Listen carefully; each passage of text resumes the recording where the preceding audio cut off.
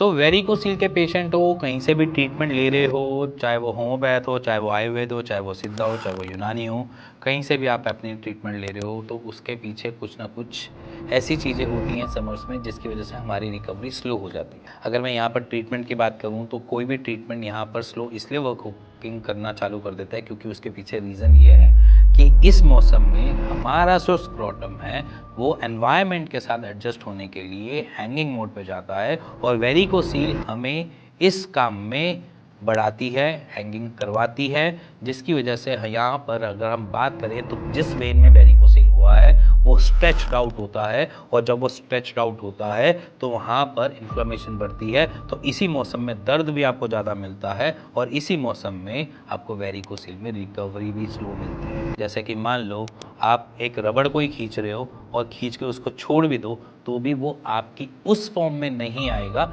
जिस फॉर्म में वो पहले था, है ना। उसको थोड़ा टाइम लगेगा, है ना। तो वो जो टाइम पीरियड होता है वो बेसिकली आपकी बॉडी डिसाइड करती है। कोई डॉक्टर नहीं, कोई ट्रीटमेंट नहीं, कोई दवाई नहीं, कुछ भी नहीं डिसाइड करता।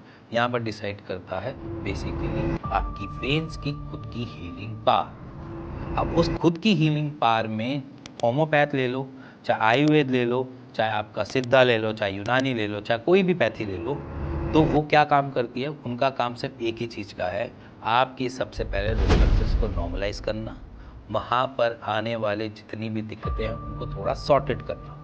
क्योंकि यहाँ पर समर्स में हम मोस्ट ऑफ द केसेस में देखते हैं जब हैंगिंग ज़्यादा पड़ती है तो वेरिकोसील के ग्रेड भी बढ़ते हैं और जब वेरिकोसील के ग्रेड बढ़ते हैं तो इट मीन्स कि वो इशू दे सकते हैं। तो इस मौसम में अगर आपका ग्रेड जो है वो 2 पे है तो 2 पे ही चला आ रहा है, कुछ भी उसमें चेंजेस नहीं हो रहे, तो इट मीन्स कि समझ लेना कि आप रिकवरी स्टेज पे हो।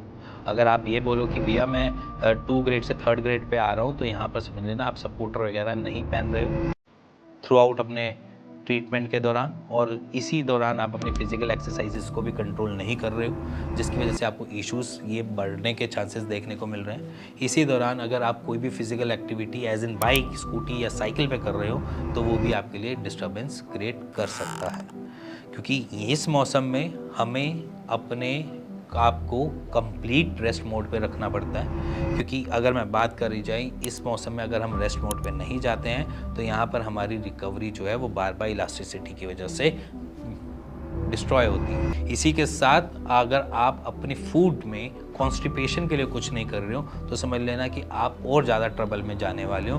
तो अगर कॉन्स्टिपेटेड हो तो कॉन्स्टिपेटेड के लिए आप हिस्सबूसी या अपने लिए कुछ ऐसा ले सकते हो जिससे आप अपने मोशन को ढंग से रिलीज कर पाओ मॉर्निंग के टाइम पे।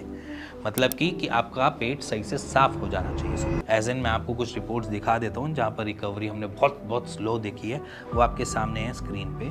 इससे क्या होगा कि आपको थोड़ा सा फैक्ट्स क्लियर होंगे, क्योंकि समर्स में रिकवरी मीन्स स्लो रिकवरी, क्योंकि यहाँ पर एनवायरनमेंट भी हमारे लिए एक चैलेंज बन जाता है जहाँ पर हम एनवायरनमेंट के साथ फाइट नहीं कर सकते। समझो वो कैसे?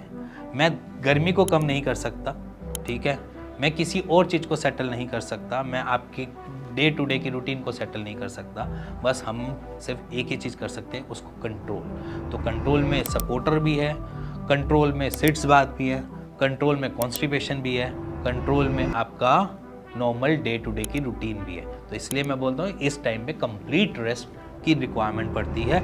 इसी के साथ मिलेंगे नेक्स्ट वीडियो के लिए, तब तक के लिए नमस्कार।